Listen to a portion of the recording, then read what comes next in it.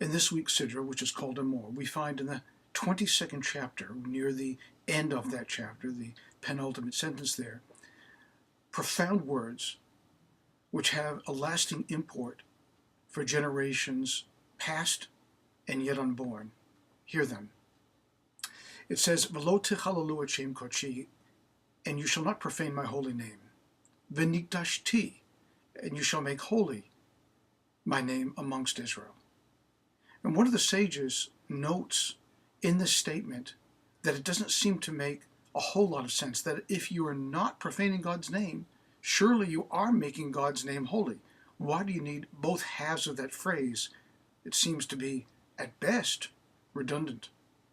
And here's how they respond to it, by saying in a very illuminating way that we can do wonderful mitzvahs of helping the poor, of rebuilding Eretz Yisrael, of helping one brother stand taller, more firmly, all acts of righteousness we can do, and yet while doing them, we can profane God's name by misusing the money, skimming it off the top, by doing it in some sort of way as to make the recipient feel less worthy in the process of giving to them.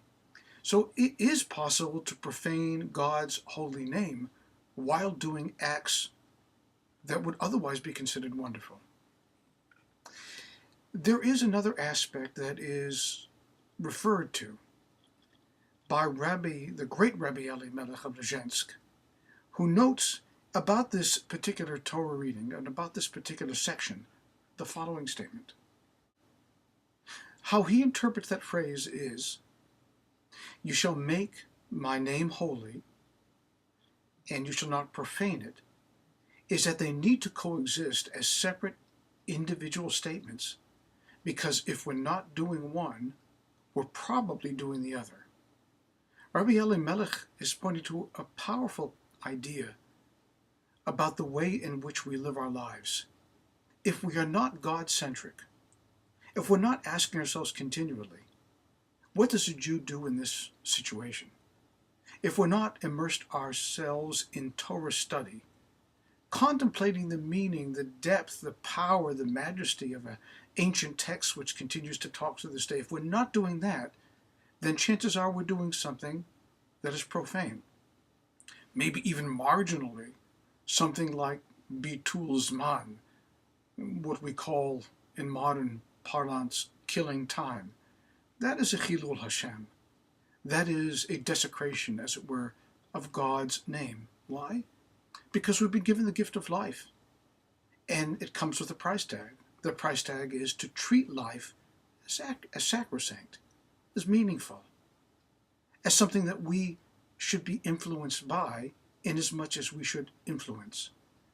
So what Rabbi Elimelech is telling us is that we will not be profaning God's name if we are immersed in Torah.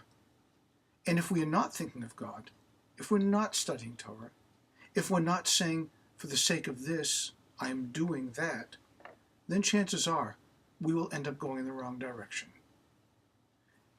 Enjoy the words of this week's Torah portion.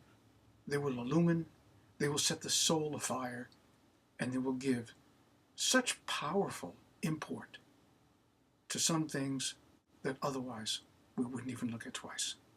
Shabbat Shalom.